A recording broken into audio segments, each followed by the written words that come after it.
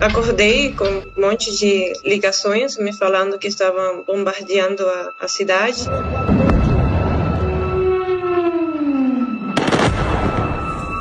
Los ruidos de aviones. Ouvimos os ruídos de aviões sobrevoando depois das detonações. Os estrondos eram tão altos que as paredes tremeram, os vidros das janelas tremeram. Iriana mora há quase 7 anos no Brasil. É professora de espanhol. Está de férias em Caracas. Senti muito medo mesmo quando eu comecei a assistir os vídeos. É a minha cidade, onde eu cresci, e muitos desses bombardeios aconteceram em lugares assim, muito próximos, porque Caracas é uma cidade bem pequena. Rafael é jornalista e mora na capital da Venezuela. Realmente foi muito alarmante. Tivemos medo na minha casa porque não sabíamos de que se tratava, sobretudo pela desinformação que existe na Venezuela. Na região onde estava o bunker de Nicolás Maduro, muitos moradores tiveram que ir para outra parte da cidade. Pela manhã, ainda era difícil entender exatamente o que estava acontecendo. A maioria dos moradores de Caracas estava trancada em casa, com medo.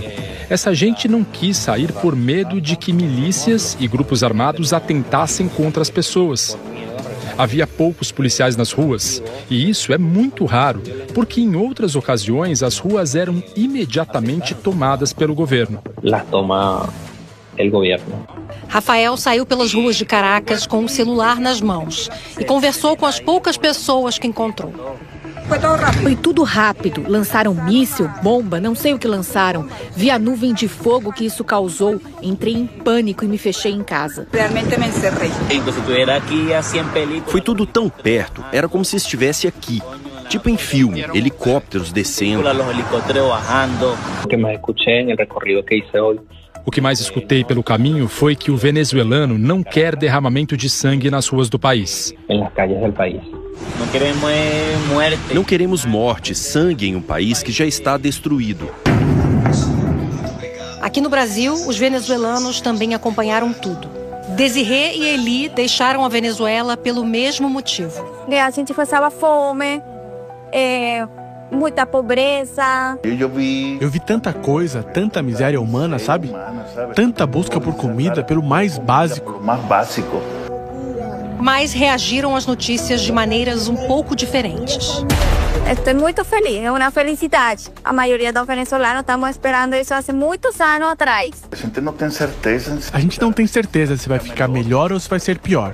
Às vezes o remédio é pior que a doença. Eli está no Brasil há 6 anos. Deixou a mãe, mulher e filhos para trás. Chegou por Boa Vista, Roraima. Trabalhou numa fazenda por R$600 por mês. Hoje mora na zona leste de São Paulo. Conseguiu fazer um curso de auxiliar de enfermagem e trabalha na área. Foi muito difícil, mas a luta foi recompensada.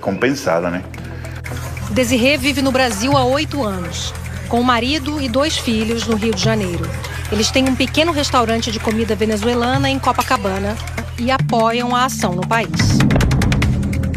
Com Maduro, se tínhamos muita morte. Aí as pessoas iam para a rua, manifestações, ele matava. Aí tinha muito mais mortos, até de fome. Como está já ahorita? Desirê ligou para amigos que estão no país para ter mais informações. Os amigos pediram para não serem identificados. Algumas partes de Caracas não tem luz, não tem comunicação, não tem Wi-Fi. Eu acabei de falar com ele ahorita. Eli também conversou com os parentes. E já hiciste mercado, já? E você já fez compras? Sim, graças a Deus. Temos comida, temos o mais importante, água. As caixas estão cheias. Entre as pessoas com quem conversamos, algumas apoiam integralmente a ação americana e estão comemorando. Outras temem os métodos de Donald Trump. Mas todas têm em comum a forte sensação de incerteza sobre o que vai acontecer na Venezuela a partir de agora. A Venezuela não gosta da violência, não está a favor da guerra. A população tem medo de um conflito armado entre grupos de um lado e de outro.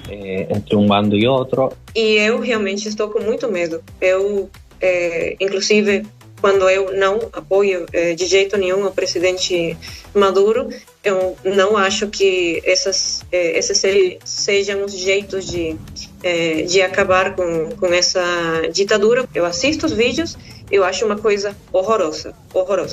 A situação lá é muito difícil, porque ainda, assim, pegaram a Maduro, mas tem outros que ficam ainda. Que a gente tem medo, porque tem outros amigos dele que têm muito poder ainda. A gente não tem certeza de nada agora.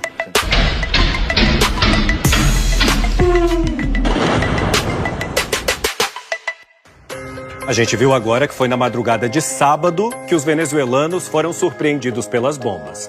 Mas todo mundo por lá já sabia da pressão americana, Maju, que vinha crescendo pouco a pouco há meses. É justamente sobre essa pressão crescente que o nosso repórter Esteban Muniz vai falar agora. Ele traz a cronologia da operação de guerra que já se desenrolava nas águas do Caribe e do Pacífico. A las 1:55 da manhã se escutou. Por volta de 1:55 da madrugada, escutamos os aviões, as primeiras explosões que ecoaram em toda a cidade. Vamos lembrar que Caracas é um vale.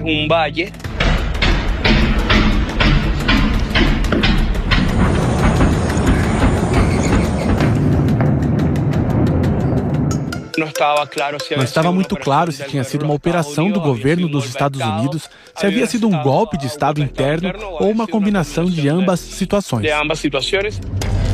Uma hora depois dos bombardeios, o jornalista Rony Zamora circulou pela principal avenida de Caracas. Ninguém estava na rua, nem policiais, nem soldados. Conversei com ele horas depois, no início da tarde de sábado. Nesse momento, a cidade está absolutamente calma. É uma cidade que é normalmente muito barulhenta, mas é incrível o silêncio que se sente agora. O que aconteceu ontem na Venezuela impressionou, assustou a população. Mas o senhor está surpreso com o que aconteceu neste sábado? Em absoluto, esse é um assunto que já estava anunciado. Em janeiro do ano passado, quando assumiu a presidência dos Estados Unidos pela segunda vez, Trump determinou: facções criminosas da América Latina, como o Trem de Aragua da Venezuela, passariam a ser consideradas terroristas. A ordem executiva abriu caminho para atacar esses grupos. 8 meses depois, em setembro, começaram os ataques norte-americanos no Mar do Caribe. Os alvos eram embarcações que, segundo o governo dos Estados Unidos, transportavam drogas. O primeiro bombardeio aconteceu entre Venezuela e Trinidad e Tobago. Donald Trump divulgou imagens desse ataque e alegou que era uma embarcação da facção Trem de Aragua, que, segundo o governo dele, estava levando drogas para os Estados Unidos. O barco foi bombardeado uma segunda vez, depois que um ataque inicial deixou sobreviventes. No total, 11 pessoas morreram. No dia 15 de setembro, outra embarcação foi atacada, também no Caribe. Nesse bombardeio, 3 pessoas morreram e uma delas foi identificada. Era um pescador chamado Alejandro Carranza. Ele era de Santa Marta, no litoral da Colômbia. O Fantástico viajou até lá e conversou com a família dele. Meu filho, de 11 anos, os amiguinhos mostraram para ele o vídeo. Esse é teu pai, esse é teu pai. E ele me perguntou: mãe, é verdade? Por que jogaram uma bomba no meu pai? Esse é tu papai, esse é tu papai. Alejandro tinha 41 anos e deixou 3 filhos com Caterine. Eles dizem: meu pai está vivo, meu pai vai voltar, porque eles não aceitam a realidade. O Fantástico esteve na Colômbia em novembro para mostrar a violência do Trem de Aragua e também o medo dos pescadores de serem alvos dos norte-americanos. Alejandro tinha antecedente criminal por tráfico de armas, mas ele colaborou com as autoridades e não tinha pendências com a justiça. Os amigos disseram que Alejandro não era de nenhuma facção, que aprendeu a pescar com o pai ainda na adolescência.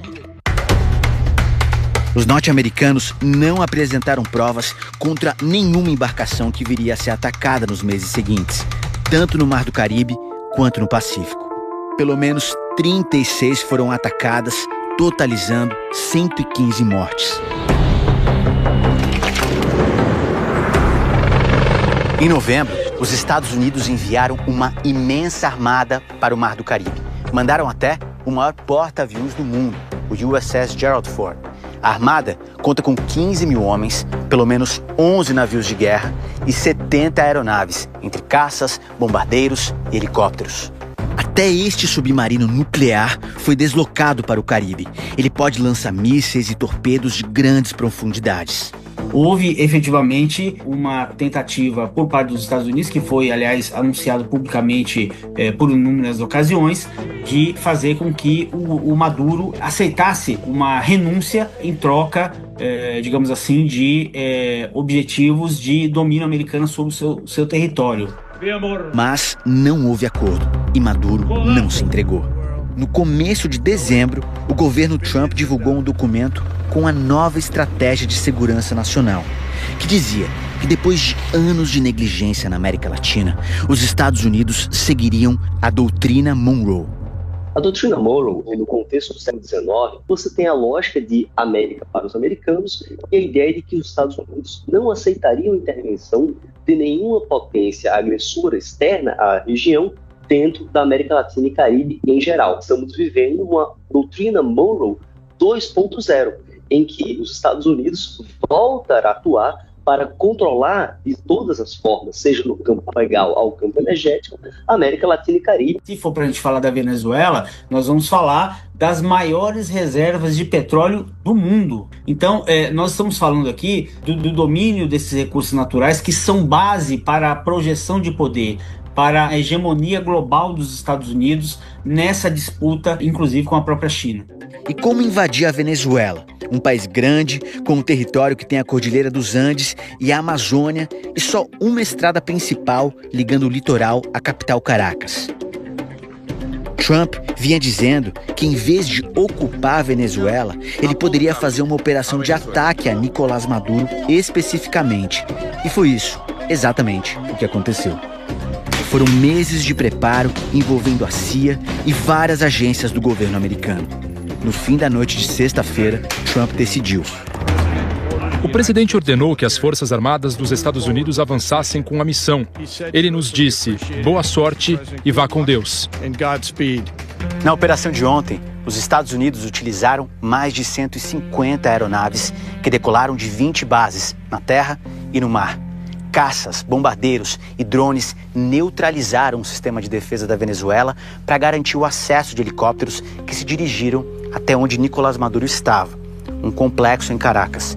Segundo o governo dos Estados Unidos, uma equipe de extração viajava nesses helicópteros junto com integrantes do Departamento de Justiça dos Estados Unidos.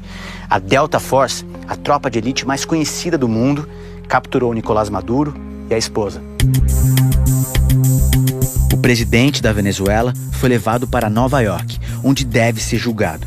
Uma das acusações é de envolvimento com os narcotraficantes da facção criminosa Trem de Aragua e de ser chefe do Cartel de los Soles. A ação americana, ela é vendida e justificada como uma operação quase que policial, mas ela tem uma conotação geopolítica e geoestratégica preponderante. Bem-vindo a 2026. E com o presidente Trump, a América está de volta. Quando o ataque aconteceu, na calada da noite, Rony, o jornalista, estava com a esposa no quarto do casal. Tinha acabado de voltar de uma viagem de fim de ano. Durante o caminho todo, estávamos falando dos cenários que podiam acontecer ao longo de 2026, mas jamais imaginávamos que seria tão rápido. Que ia ser tão pronto.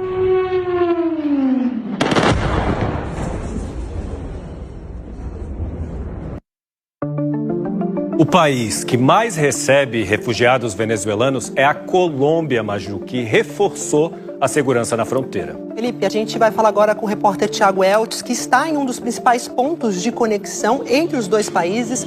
Thiago, boa noite. Onde você está exatamente? Qual a situação por aí? Boa noite, Maju. Felipe, boa noite a todos. Eu estou na fronteira entre Colômbia e Venezuela. Aqui Colômbia, Venezuela ali atrás. E dá para gente dizer que Colômbia é o país mais sensível a tudo isso que está acontecendo nesse momento, depois da Venezuela. Claro, não só pelo tamanho da fronteira, da Venezuela com a Colômbia, nem pelo número de imigrantes. Algumas estimativas dizem que cerca de 3 milhões de venezuelanos vivem aqui na Colômbia, mas por causa da tensão entre o presidente colombiano, Gustavo Petro, e o presidente americano, Donald Trump. Os dois são inimigos declarados, trocam acusações e farpas há muito tempo. E agora, depois do ataque à Venezuela, a Caracas, Trump disse numa entrevista coletiva que Petro fabrica cocaína, tem fábricas de cocaína e manda drogas para os Estados Unidos e que por isso ele devia se cuidar. Depois disso, claro, todo mundo está de olho no que está acontecendo aqui, tem imprensa do mundo inteiro e a Colômbia, claro, está muito atenta ao que acontece do lado de lá, alguns metros para frente, na Venezuela, como a gente vai ver agora na reportagem. Fogos e gritos de alegria à noite. E pela manhã, tanques de guerra. Essa é Cúcuta, cidade colombiana e o maior e mais importante ponto de fronteira terrestre da Venezuela, e onde os colombianos montaram parte de sua operação preventiva envolvendo diversos órgãos de governo e os militares. Quando os problemas se agravam na Venezuela, é para a Colômbia que a maior parte dos migrantes foge, e eles já são muitos. 25% da população da região metropolitana de Cúcuta são venezuelanos. Na sequência do ataque americano a Caracas, o governo colombiano montou 5 pontos de comando nos 2.200 quilômetros de fronteira e mandou 30 mil militares para reforçar a região. Não exatamente por temer uma ampliação do conflito com os Estados Unidos no momento, mas com o efeito disso no crime organizado na região. O coronel que comanda a segurança na área de Cúcuta me diz que a principal preocupação na fronteira são os grupos narcoterroristas. Os combates aqui são contra a guerrilha ELN da própria Colômbia, que se expandiu para a Venezuela, e o Trem de Aragua, organização criminosa venezuelana que se infiltrou também na Colômbia. O país também se prepara para a ajuda humanitária. Está com um alerta amarelo nos hospitais para receber possíveis migrantes e prepara um decreto econômico para socorrer quem chegar ao país. O caminho que esses possíveis migrantes podem fazer é esse: a ponte Simón Bolívar, que conecta cerca de 1 milhão de habitantes do lado colombiano a meio milhão de habitantes do lado venezuelano. O movimento aqui hoje foi completamente normal para um domingo. As pessoas cruzaram para a Colômbia para fazer compras, foram para a Venezuela para visitar alguém. Não houve nenhuma fiscalização diferente, ninguém foi impedido de ir ou vir, a não ser que você estivesse segurando uma câmera. Aí, aqueles 2 militares venezuelanos ali atrás não iam deixar você passar. Tão calmo que essa família foi à Venezuela passear. E a senhora foi visitar a mãe doente depois de 6 anos sem voltar à Venezuela. Não houve até agora movimento de imigrantes saindo ou retornando para a Venezuela, como afirma o coronel. Estamos vivenciando uma situação normal para essa época do ano. A ação americana também mobiliza o Conselho de Segurança da ONU. O governo de Caracas pediu uma reunião de emergência amanhã. E o correspondente Felipe Coalho está em frente à sede da ONU em Nova York. Coalho, a gente já sabe o que vai ser debatido. Boa noite. Oi, Felipe. Boa noite para você, para Maju. Boa noite a todos. Olha, a reunião foi marcada para amanhã, ao meio-dia, pelo horário de Brasília. Ela será aberta, transmitida ao vivo. Vão participar todos os 15 países que integram o Conselho de Segurança, como Estados Unidos, China e Rússia, e também pelo menos outros 7 países que pediram para acompanhar a reunião, entre eles o Brasil e a Argentina. Essa reunião de emergência foi um pedido da Colômbia e da Venezuela. Numa carta ao Conselho de Segurança, o ministro das Relações Exteriores venezuelano disse que a ação militar americana foi ilegal e invocou o direito à legítima defesa, como consta na Carta da ONU, para proteger a integridade territorial da Venezuela e a segurança da população. A ação militar americana continua repercutindo em todo o planeta. Diante das notícias da operação, o governo japonês se reuniu às pressas. O país declarou que está monitorando a situação na Venezuela e enfatizou a importância de restaurar a democracia no país o mais rápido possível. Aqui na Europa, muitos líderes comemoraram o fim do regime Maduro. Também cobraram respeito ao direito internacional mas sem confrontar diretamente o governo americano. O primeiro-ministro britânico, por exemplo, numa entrevista hoje cedo à rede BBC, foi questionado se condena as ações de Donald Trump. Keir Starmer